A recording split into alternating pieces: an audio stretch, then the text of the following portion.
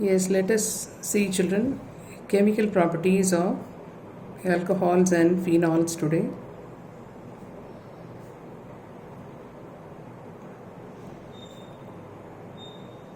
Now, let us first of all see as aliphatic alcohols, that is ROH.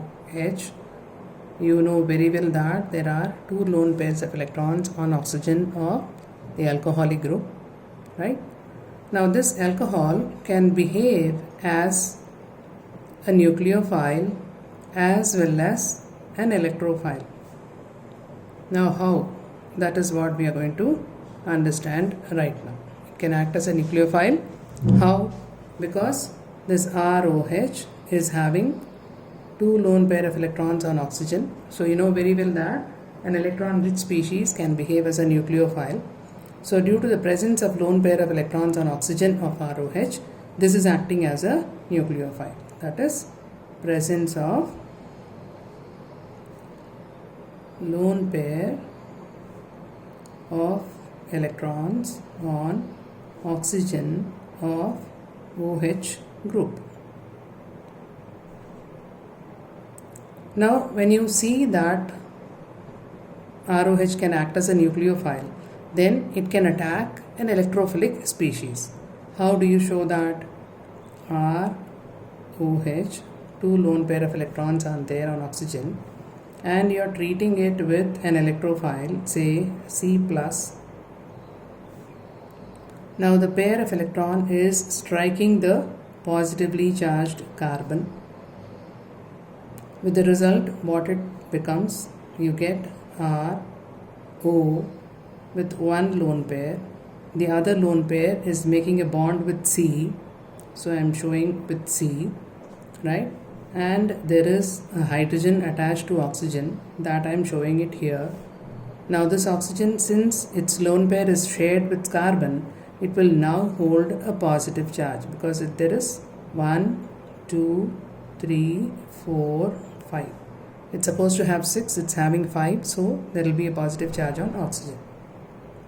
Now in the next step, what is going to happen is the pair of electron between oxygen and hydrogen will shift towards oxygen, neutralizing the positive charge on oxygen. With the result, you will get RO, the lone pair of electron back on oxygen, and a C is attached, that is carbon is attached. So here what you are basically showing, you are showing OH bond cleavage. Right? Now how it is acting as an electrophile, let us see. If it has to act as an electrophile, then the COH bond, this has to cleave. Only then it can behave as a electrophile, because this CO bond, if it is going towards oxygen, then C will get a positive charge and this will leave as OH minus. So when CO bond is broken, a positive charge on C makes it behave as an electrophile. Okay? When CO bond breaks, a positive charge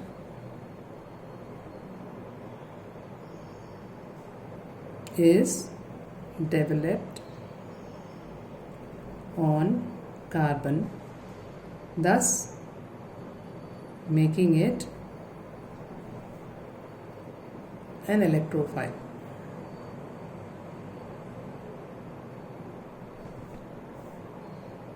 Okay. Now here how you can show that. You have, say, RCH2OH. This is a primary alcohol I am showing. Now this is being treated with, say, a Br minus. Okay. Now before you show with the Br minus, what is actually the reaction is RCH2OH is first getting protonated. So you will get RCH2OH2 positive, because there are two lone pair of electrons on oxygen. When hydrogen is attached by using up the lone pair of electron on oxygen, oxygen will be left with 5 electrons, so it will have a positive charge on oxygen. So this is protonated alcohol. Now this protonated alcohol is now reacting with Br minus. Now what is going to happen? This Br minus will strike the carbon, and the CO bond will try to neutralize the positive charge on oxygen. With the result, what will happen? This CO bond will break and water will be released, and Br minus will be attached to this. So you will get RCH2Br plus water formed. If you want to show me in detail, let me show it like this. RCH2, then you have OH2 positive. Now when Br minus is attacking it, this Br minus is attacking the carbon. So this bond will shift towards oxygen. So water will be eliminated. So you will get RCH2Br plus water. So here what you are showing? Here you are showing CO bond cleavage. Here it is OH bond cleavage, and here it is CO bond cleavage.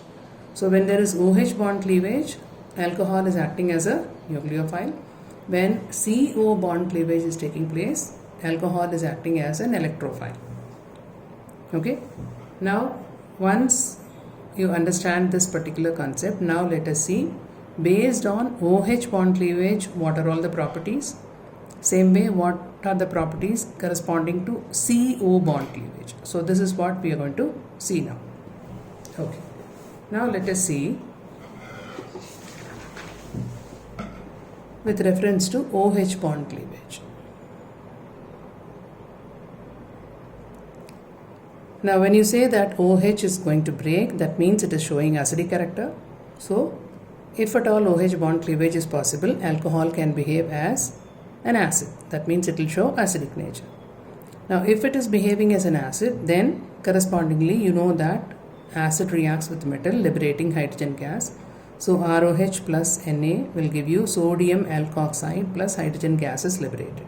Just like how hydrochloric acid reacts with sodium, liberating hydrogen gas. Same way, phenol also reacts with metallic sodium, giving rise to sodium phenoxide plus hydrogen gas is liberated. So this particular reaction shows that alcohol is behaving as an acid. Now if it is behaving as an acid, then alcohol is supposed to react with base, forming salt and water also. But ROH, when it is reacting with a base, it is not showing any reaction. But phenol, when it is reacting with a base, it is forming sodium phenoxide and water. Just like any acid plus base gives you salt and water. Alcohol is not showing it, but phenol shows. That means phenol is more acidic than alcohol. This is what it means. Now to confirm that fact, ROH is not showing any litmus action also. But phenol turns blue litmus red.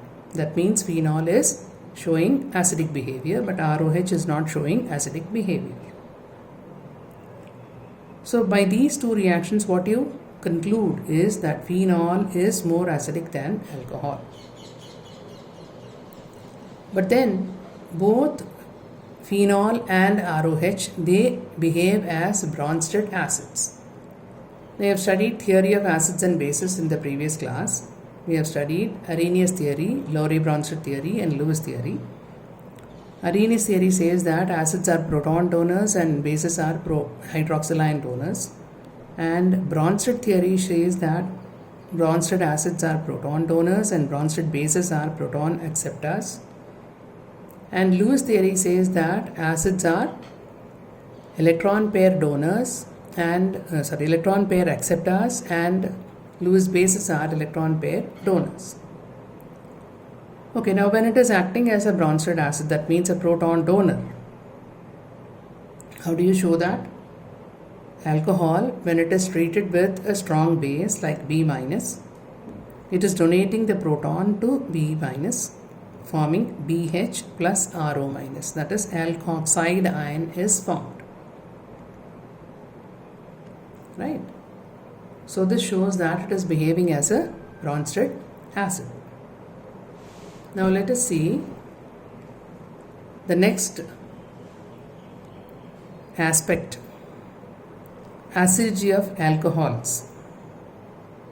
So when you are talking about acidity of alcohol, already we have seen that there is ROH bond cleavage, because this OH bond is polar in nature. So polarity results in ionization, so it is showing acidic character. Now here, if the group that is attached to OH, if it is electron releasing in nature, same way if a group that is attached to OH group is electron withdrawing in nature, how do you decide the acidic character? An electron releasing group increases the electron density on oxygen and thus decreases OH polarity. Right? An electron releasing group will increase the electron density on oxygen. Then that means this oxygen will not take the electron from hydrogen. So this OH will not break. Or you say it will decrease OH polarity. But an electron withdrawing group, it decreases the electron density because the electron density on oxygen is being pulled by the electron withdrawing group. So when the pair of electron is going towards this group, what will happen? Oxygen being electronegative in nature, it will try to pull the electron of hydrogen more towards itself. With the result, this OH will easily break. So an electron withdrawing group decreases electron density on oxygen and increases OH polarity. Whereas an electron releasing group will increase the electron density on oxygen and will decrease OH polarity. Somebody is giving to oxygen, so O need not take it from hydrogen, so OH will not cleave. Whereas here, a group is taking away the electron from oxygen, so oxygen, in order to satisfy its own character, it has to take the electron from hydrogen, so OH will break. Right? And moreover, now if you consider ROH, now this R, that is the carbon, say for example, let us see CH3OH. Now you know very well that this C is sp3 hybridized, whereas in the case of phenol, the carbon holding the OH group is sp2 hybridized. Now you know very well that Sp is more electronegative than sp2, which is more electronegative than sp3. So an sp3 carbon is least electronegative and an sp carbon is the most electronegative. So this R group, which is sp3 hybridized, is electron releasing in nature. So in this case, OH bond cleavage is taking place with difficulty. Whereas in the case of phenol, the carbon holding OH is sp2 hybridized, which is more electronegative. So it will show an electron pulling effect. With the result, this OH bond cleavage will happen more predominantly. On the other side, if at all you think that this OH is breaking and you will get RO minus and H plus, just assume that ROH is ionizing to give you RO minus and H plus. In that case, see, whichever reaction that is taking place, it will take place in order to get more stable. Now if at all RO minus is formed, it has no resonance stability an alkoxide ion has no resonance stability. Whereas in the case of phenol, if this OH is going to cleave, what are you going to get? You're getting a phenoxide ion which has resonance stability. So a species which is more stable, if it is going to be formed, such an ionization will take place. And if a species which has no stability has to be formed, then such a reaction will not take place. So you say that OH bond cleavage in alcohol is much less than OH bond cleavage in phenol. So phenol is more acidic than alcohol. So what are all the points that you will discuss if you want to compare the acidic nature of alcohol and phenol? In alcohol, R is an electron releasing group which will decrease OH polarity. In phenol, benzene ring, the phenyl group is electron withdrawing group and it will activate OH, or it will increase OH polarity. That is one point. Based on the electron releasing group and electron withdrawing group, you will say. And the next point will be the resulting, if at all ionization is taking place, the resulting alkoxide ion that is formed has no resonance stability, whereas the resulting phenoxide ion that is formed has resonance stability. So we have already seen the resonance structures of phenoxide ion. Now let me show again. This is your phenoxide ion. O has two lone pairs along with a negative charge. Now this negative charge is shifting towards carbon. So there will be a double bond created here. Simultaneously, this pi bond will shift as charge. So now there will be a double bond here and there will be a negative charge created at the ortho position. Now this negative charge will shift as bond and the next pi bond will shift as charge. Then again charge becomes a bond and bond becomes a charge. So like that, when you show the delocalization, you will find that there are 5 resonance structures in the case of phenoxide ion, which gives high stability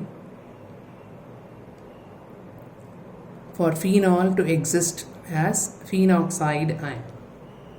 That means phenol will show greater acidic character, right?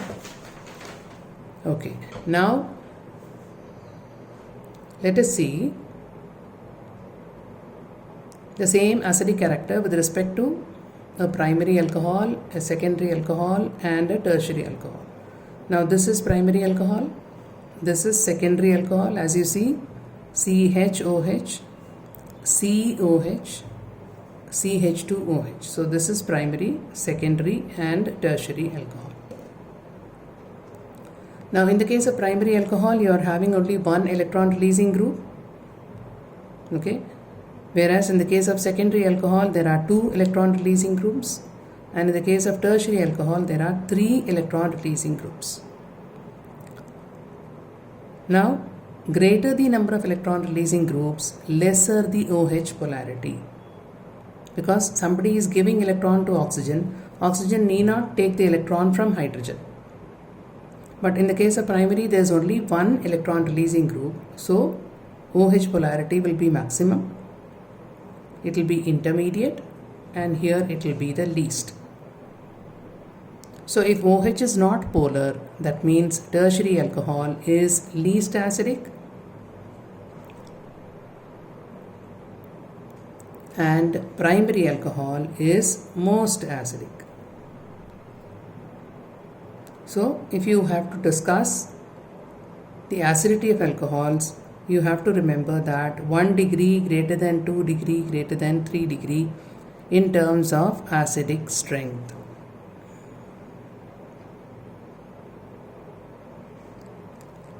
Right?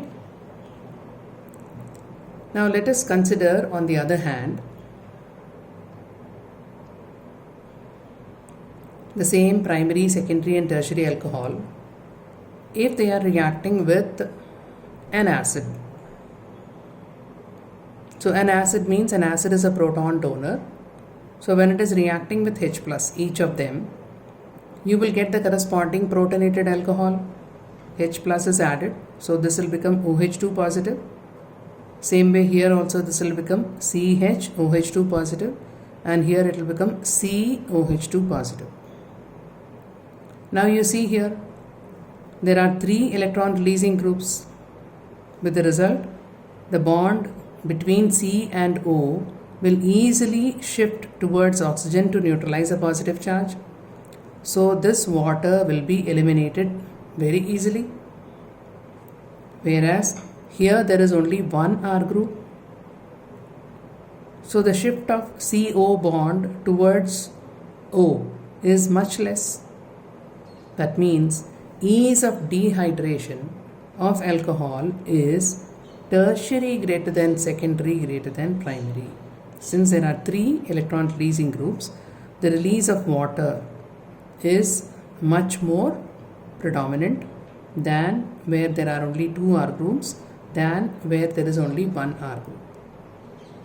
So in terms of acidic strength, the order is 1 degree greater than 2 degree greater than 3 degree. Whereas in terms of ease of dehydration of alcohol, that is elimination of water after protonation, that is 3 degree greater than 2 degree greater than 1 degree. So 3 degree alcohol after losing water. Why 3 degree alcohol is showing greater extent of dehydration? That is because after losing this water, what are you getting? You are getting a tertiary carbocation. You will get R3 positive. After the elimination of water, this is what you will get. This is a tertiary carbocation, which is more stable, you know it. So ease of dehydration of alcohol is 3 degree greater than 2 degree greater than 1 degree, whereas acidic character is 1 degree greater than 2 degree greater than 3 degree. Now, alcohols are weaker acids than water. They are weaker than water. Water will ionize to give you proton, but alcohol will not readily give out a proton like that. Now this has been shown by taking alkoxide ion with water. Now if water is a better acid, then it will lose a proton and this will accept the proton. If it is accepting a proton, that means it is showing basic character. So RO minus plus water will give you ROH plus OH minus. So this shows that water is a better proton donor. And RO minus is a better proton acceptor than OH minus. Why? Because you have, say, RO negative, and on the other hand you have, say, OH negative. Now this is electron releasing in nature, whereas here hydrogen is neither electron donating nor electron withdrawing. So the negative charge on oxygen in RO minus will be more. With the result, it will be waiting to accept a proton, grab a proton from the vicinity. Whereas since this hydrogen is neither electron withdrawing nor electron releasing, the negative charge that is there on oxygen will remain as such. So RO minus is a better proton acceptor than OH minus. So in that case, what you will say, sodium alkoxide is a stronger base than sodium hydroxide. Right? So this is about acidic nature of alcohol. Now when you consider acidic nature of phenol, we saw the resonance structures of phenoxide ion. Now let us see for phenol. You consider phenol as such. The lone pair of electron is getting delocalized into the ring. Creative negative charges at ortho and para positions. With the result, there will be a positive charge created on oxygen.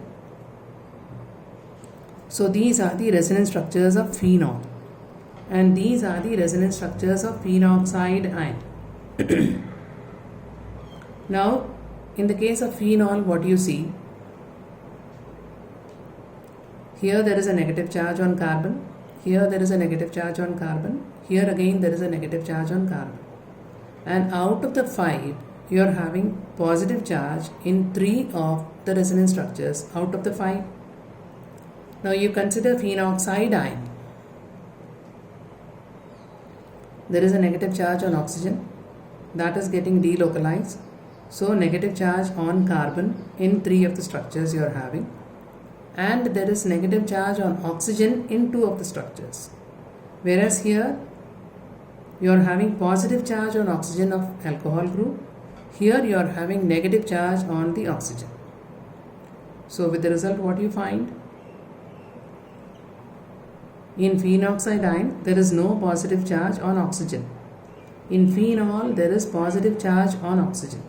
And you know very well that oxygen is more electronegative than carbon. Right? So, you conclude that phenoxide ion is more stable than phenol. So, wherever there is an opportunity for phenol to ionize, then OH bond of phenol will easily ionize and will give rise to phenoxide ion, which is more stable. So, when OH bond is cleaving, leaving behind H+, that means phenol is showing acidic character. Right?